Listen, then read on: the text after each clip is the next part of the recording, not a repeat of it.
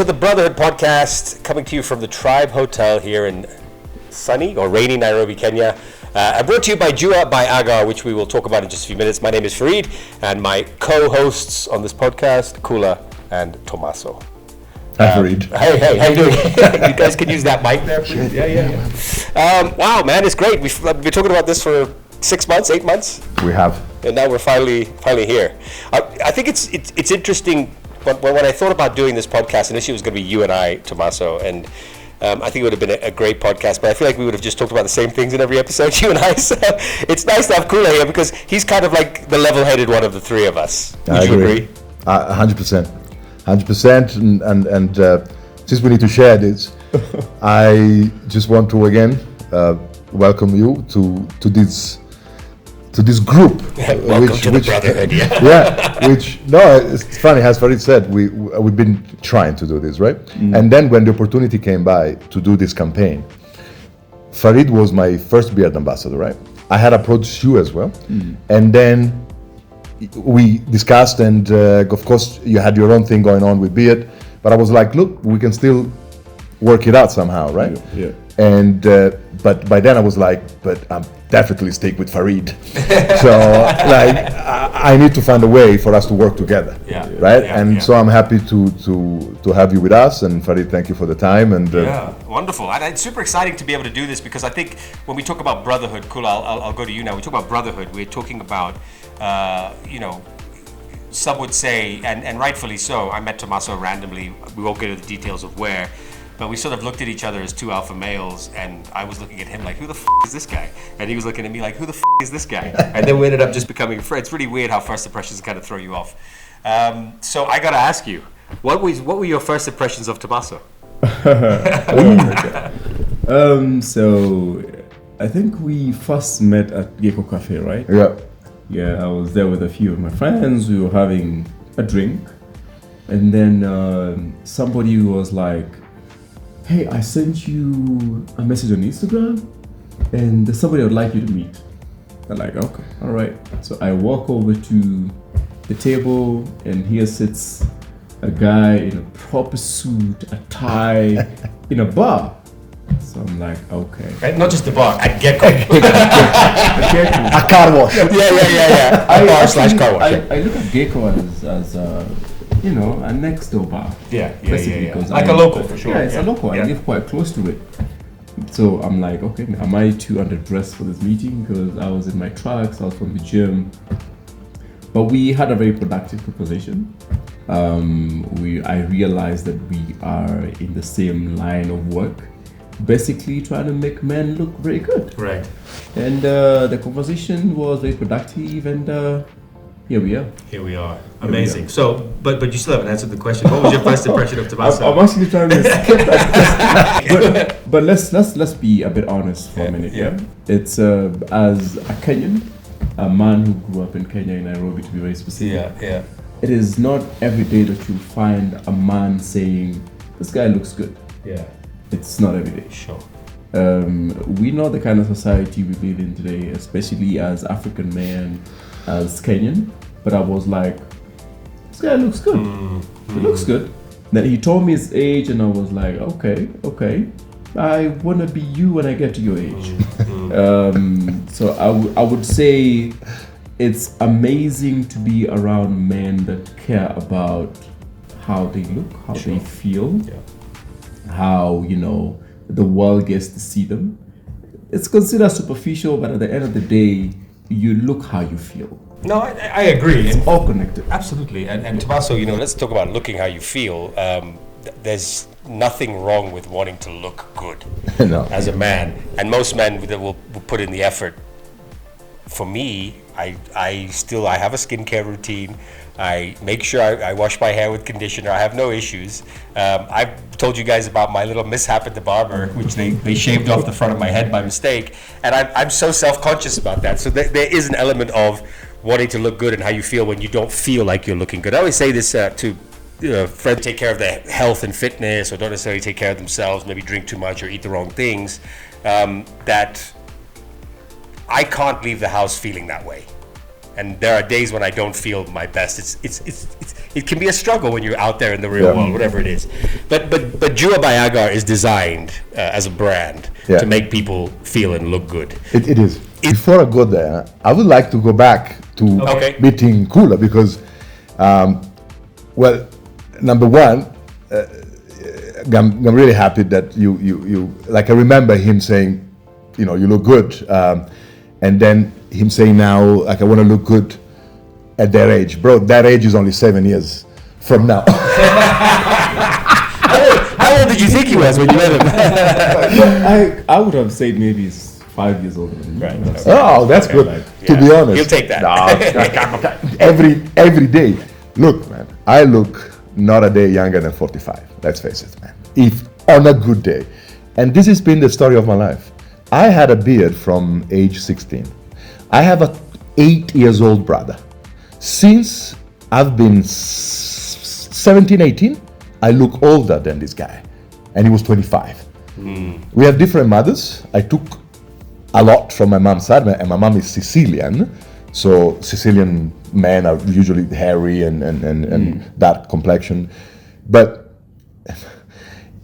my brother is now 50, guys, and he still looks younger than me. But I like look, the way that he recognized style, right, or looks at me. Very much in Italy, the same happens. We have no problem as straight men to say that man is beautiful. Any sort of questioning over someone's sexuality, come on. Like what Khula says, it's a shame that society is geared in a way that you cannot tell to another man, you look damn good, right? And that's the first thing that I have thought when I saw Khula, because I did put out like a recommendation for beard ambassadors, and quite a lot of people came through and it was like, you should talk to him, and more than once directed me to his page, and I was like, yeah. It's a pretty magnificent beard. Come on. I did slid into his DMs, but he did not respond. And funny enough, the day that we met, I didn't notice him. My friend did. I said, weren't you looking for a beard ambassador? And you told me that you wrote to one person. I said, yeah, I think that person is here. And he was right. So he was a gecko. He came, remember? Yeah. And I was like, no, let me go. I was like, fine. So not that I sent someone. He really wanted to come because I didn't want to send someone to look like the boss or anything. I would have come myself. I have no problem with that. But Max wanted to come. Closed parenthesis. Jua was born as an essential oils line. So we only made essential oils. I brought one here, which is frankincense, which means a lot. As we know, it's from the Old Testament, the Bible. They talk about this. It was very valued back then, and it is still now. This fetches $200, $300 per kg. And this is a fantastic oil for a number of reasons. Before we had our beard range, and men came to our shops, or back then we had markets, they would say, is there something for me? And I said, like, I shave. Can I use anything as an aftershave? And I was like, yes, you can. You can use this and couple it with baobab or shea butter, a carrier oil or a butter, because this by itself, it's very concentrated. So to be honest, until I started talking beards, a good 70 to 80% of our clientele for B2C, of course, was women. Right. It was women, and I brought here a number of products that are not men's product, but are completely unisex. Scrubs, these days, man, a scrub is always a good idea. It makes you feel good. Like today at the spa, I had my first foot scrub. I didn't know that foot could lose that much stuff. Yes. I was. Is that me or the? So we had I know. We had scrubs. We had we have a tattoo cream. Right. That we finally launched after a lot of product development, because developing a product is no joke. Yeah. So we are here because I had a vision And this vision was to talk to men, right, about things that we go through. Use these as a medium, right? We talk about Jewel, we talk about our products. Our beard balm and beard oil are readily available, and we will have, as I told you, soon a new entry. We will have a very revolutionary way of using beard balm. But I wanted us to talk and to, just sit down and talk about what men go through, because I think raising these things is just always a good idea, because men don't talk about it well enough. So let's talk about that. Let's talk about, as men in society, I think one of the key topics here is the absolute need to be so careful as a man, after the Me Too movement. And I know this is going to be very unpopular when it comes out, but I'm okay doing this because I have no issues with stating things as I see them, and that doesn't mean I'm disrespectful to anyone or I feel like it's wrong. All I'm saying is that there has been this sort of closed off need for men now to behave and act in a certain way, where if you say, if you want to speak your mind, you almost have to second guess yourself. Yeah. And being quite brash and sometimes over the top, having to change the style of how you do things because of fear, I feel is wrong. Humor has changed. The way the jokes you tell have changed. As men in 2025, do you feel that the same kind of pressure to behave a certain way because of what happened, 6, 7, 8 years ago? Whoa. No one wants to answer that question. I'm gonna ask it. That's a difficult question, but at the end of the day, I think I've been in situations where I feel like I have to suppress how I want to express myself with the fear of I'll be told either I'm too aggressive or I'm toxic. Wow. Or what's this new word, narcissist? Right. But then for me, what I say is think of a relationship, for example. If I am angry at something that you did, I need to be able to express myself properly for you to understand that this really affected me in this kind of way. Irrespective of gender. So, irrespective of gender. So that we don't have to have the same problem again. So how I'm looking at it is, if I shout, for example, I'll be told I'm immature. I'm using my hands to express myself, I'll be told I'm violent.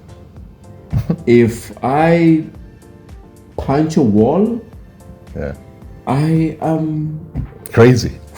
Yeah. But at even the end if it's your own fucking wall, you know what I mean? Which you can punch. But at the end of the day, what I usually say is, I think everybody should be allowed to express their emotion at that specific moment, however they feel is okay for them. And of course, there's a thin line because,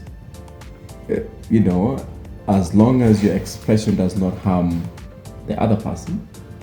Because if I want to shout, there's a way you would look at it and say, you shouting at me makes me feel like you're being aggressive, you're doing this and this and this.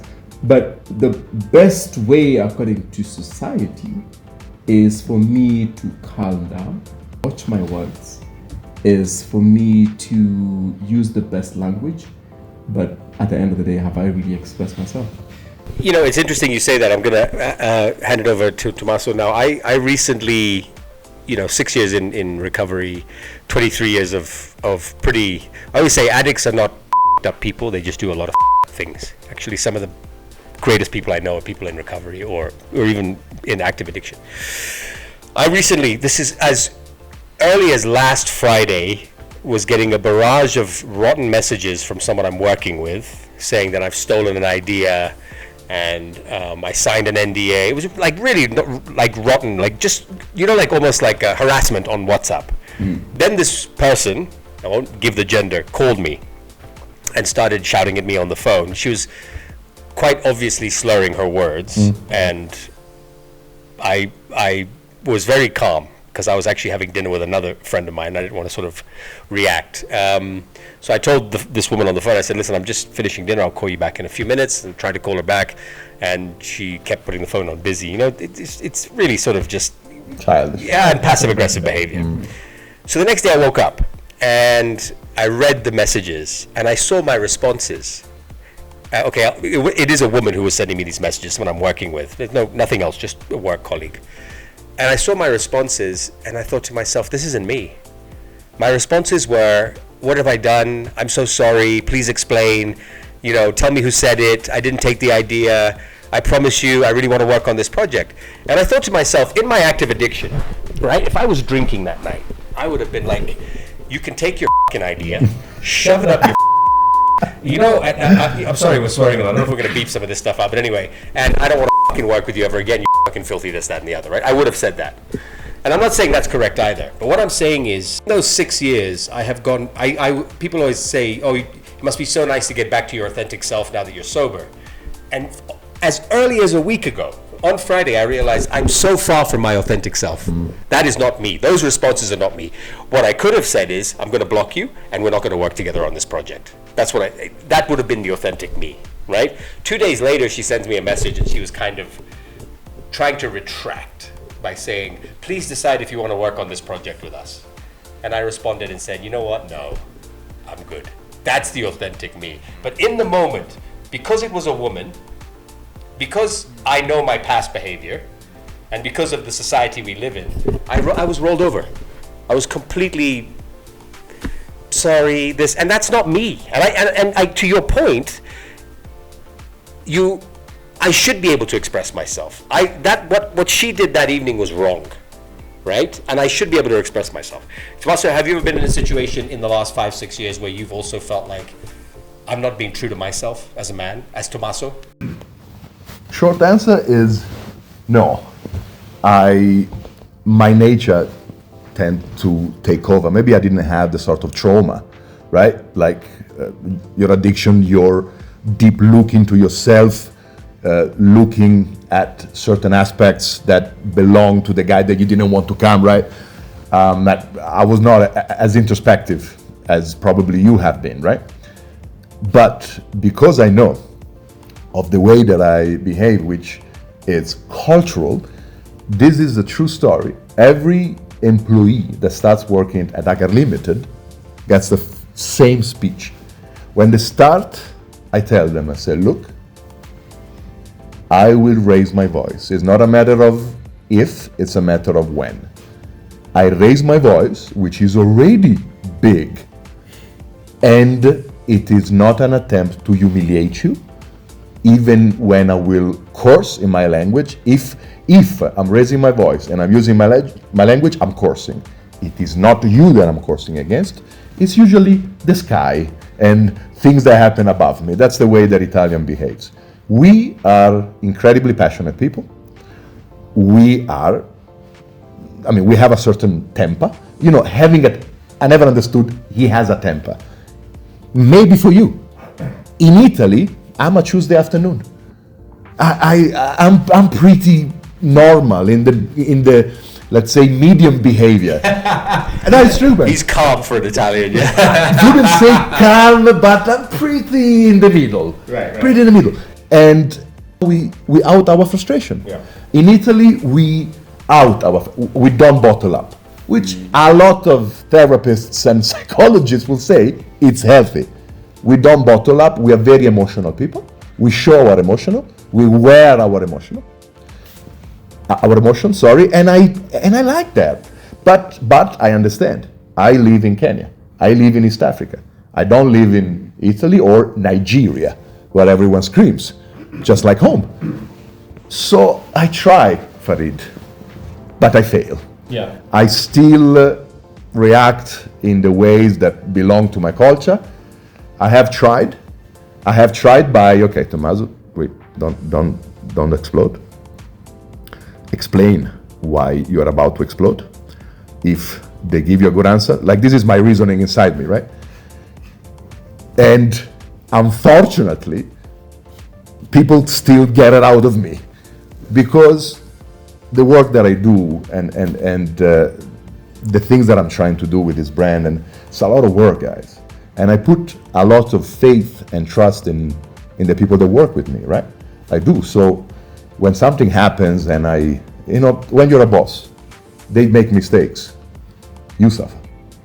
I mean, come on, your face, your brand, it's your mistake, but it's my consequence, right? And I try to let them understand. This is, in a nutshell, quite surprisingly, I never really changed much of my nature. But to get back to the Me Too movement, my friend, I was actually one of those guys that was wrongfully accused of that.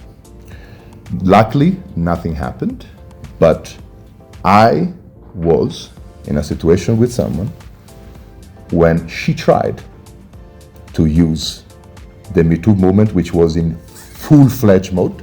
Full-fledged, we're talking December 2018 or 2017. Harvey Weinstein, sorry. Epstein is the other one. Yeah, also probably in the same category of Me Too. Yeah. So because it was a legal case.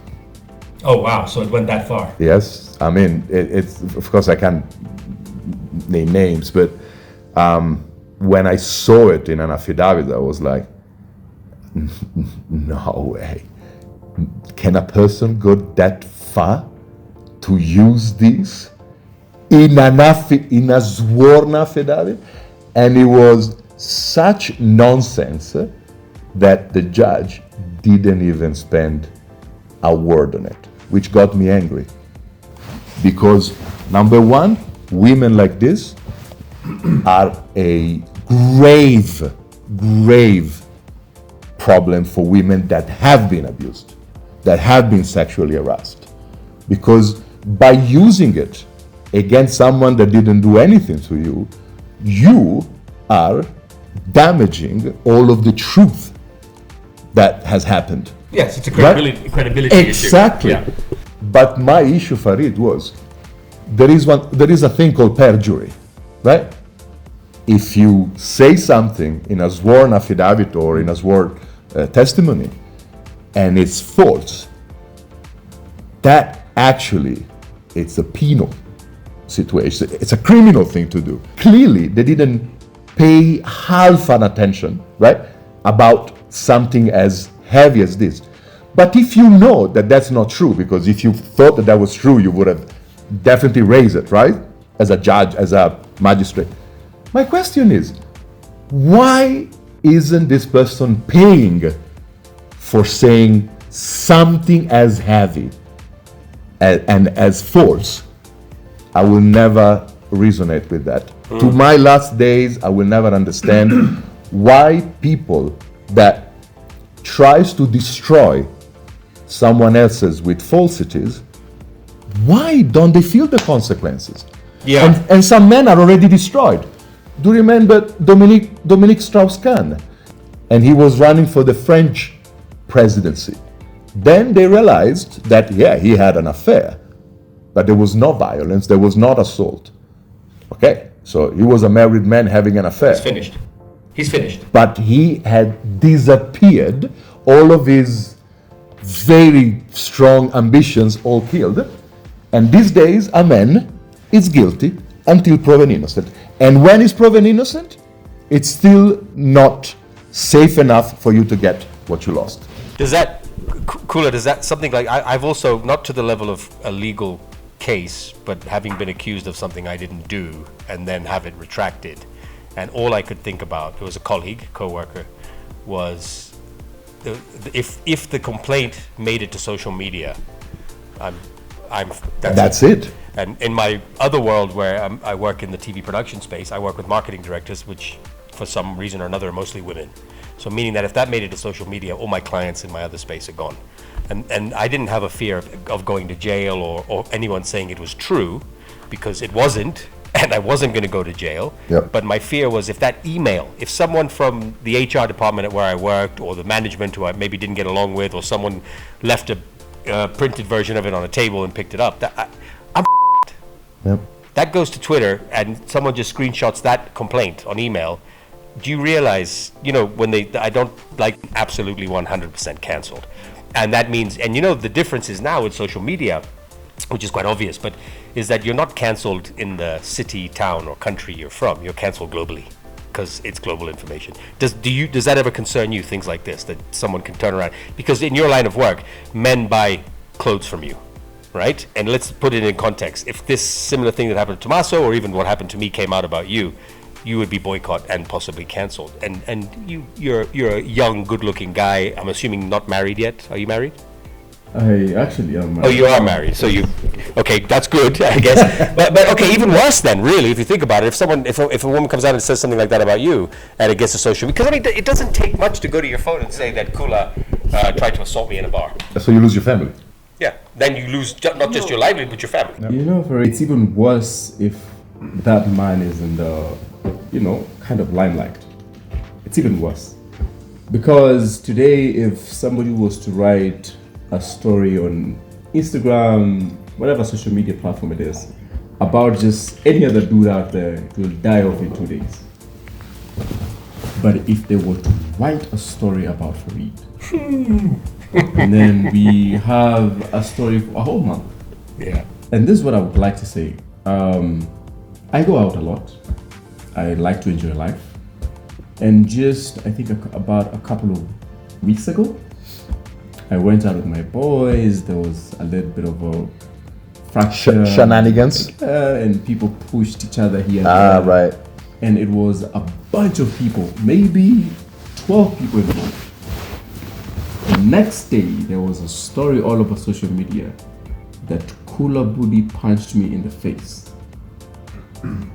Completely disregarded there was other 12 people involved. I did see that story. You did? I did. That's exactly what I'm talking about. Yeah. So basically, you become an easy target. Yeah. And when I talk about how delicate the life of a man is, it's as simple as you go out, you meet a beautiful woman, everything is consensual to your house, and she has her demands, whichever they are, and you cannot meet them. It's as simple as her making a simple script. That is as simple as it is. Or even she can decide, okay, we had a good time, she goes her way, you go your way, and later on she decides, you know what, I'm about to teach you a lesson. It's as simple as a woman just making a claim that you did this and you did that. And that is why if you are in public and there's an altercation between you and a woman, you are already wrong. You're already guilty, that's the thing, right? Yep. Nobody cares what you did, what she did, what the problem is, what is happening, where it's coming from and where it's going. You are already guilty. That is why, again, I go back to my first point where the society has put superpower expectation of men. Yeah. I would just say that is superpower expectation because they expect you to walk away. But men can't be men quiet. anymore. They expect you to be everything but yourself. Yes, I think that's the challenge. The story I told you about not being my authentic Haveri, and I've moved away from that. It's not the guilt and shame. It's because of the things that have happened in that space of people saying that he made me feel like this, or we worked together and this is how I felt. And I'll tell you now, and I'm not sure I'm going to allow this to be kept in this edit, but I will say this: the woman who made that accusation about me at my workspace sent that email from my house. Wait, what do you mean?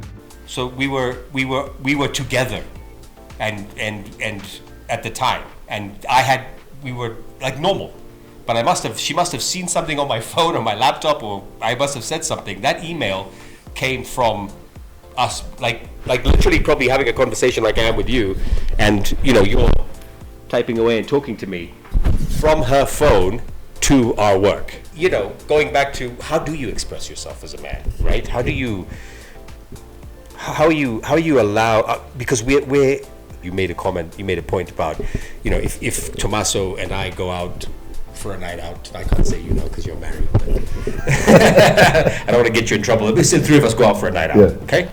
And let's say Nairobi Fashion Week.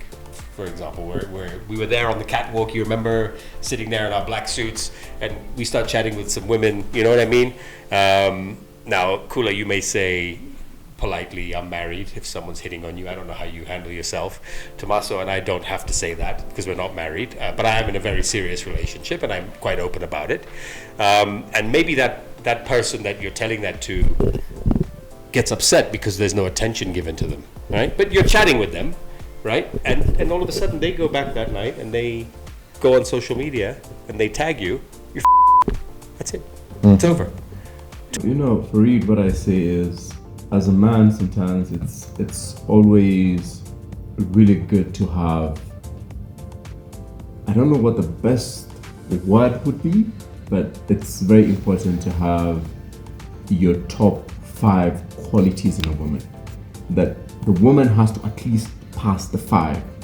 Number 1 being emotional maturity. Oh God. Yes.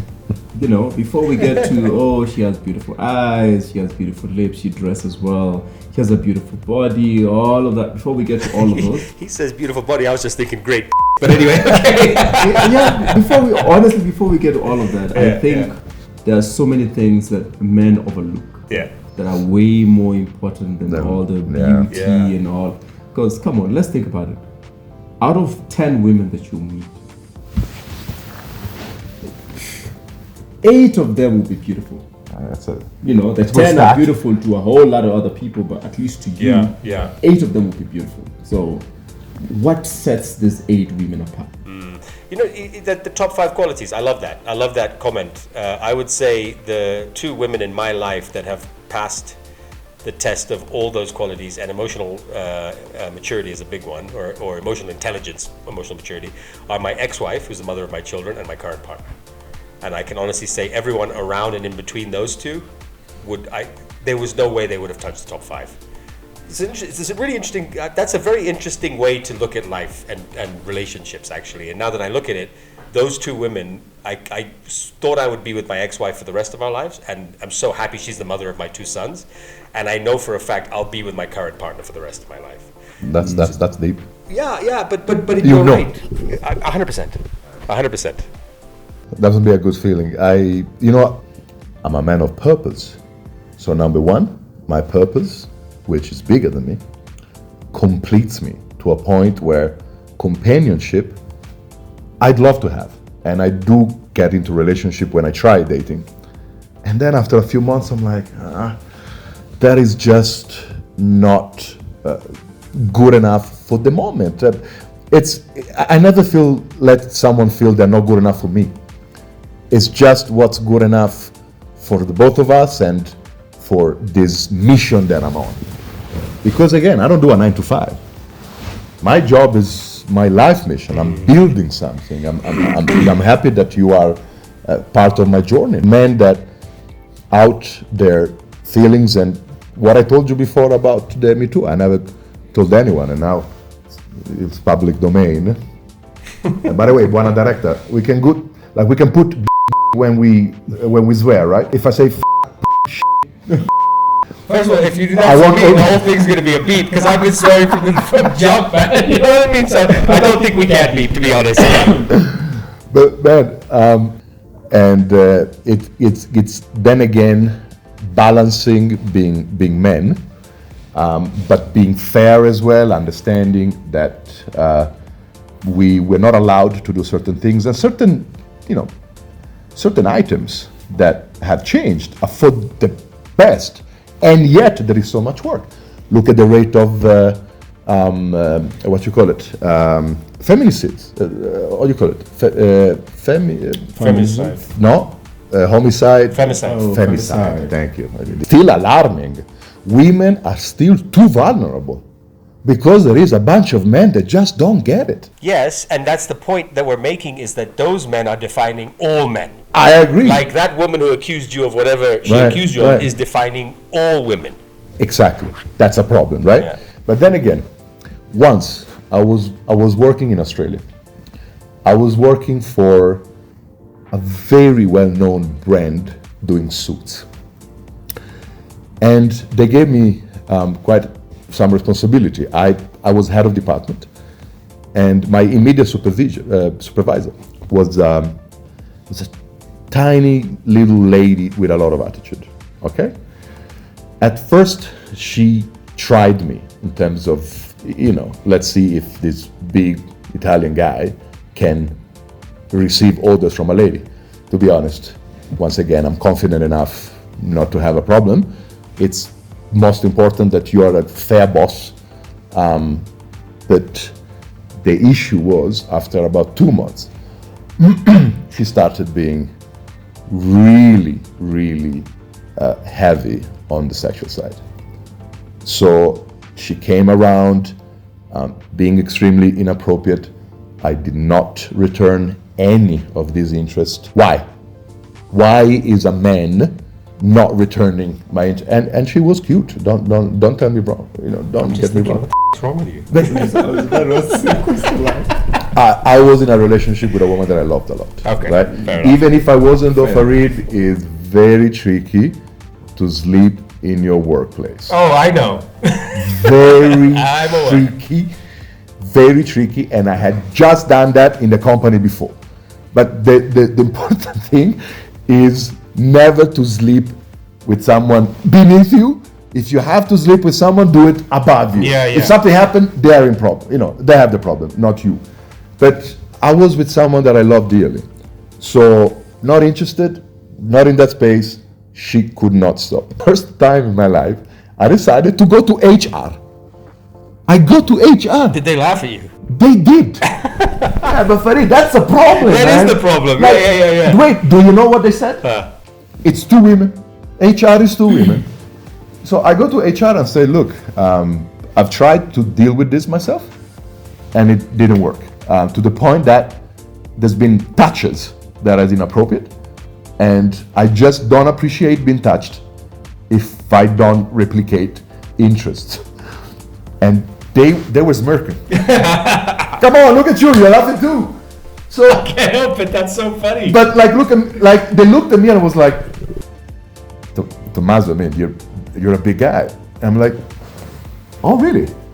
So my size is of any relevance here? Okay, so next time I should punch her in the face and probably kill her. Would you like me to do that? Or come to you and be taken seriously? No, I'm sorry, is that you don't look like a guy that would be intimidated by a little girl. And there I nearly exploded. And I was like, I'm not intimidated by this girl. But it's inappropriate. That is actually called harassment. If I was a woman and she was a man above me, you would have taken this much more seriously. Yeah, true. So I'm going to have to cut you off there, Tommaso, because we have run out of time. Khula as well, thank you so much. Guys, don't worry, we will be back. This is part 1 of episode 1 of the Brotherhood podcast, brought to you by Jua by Agar and shot right here in Nairobi at the Tribe Hotels. You can stop by Jua at Village Market and pick up some of their incredible products. These beards are made by Jua.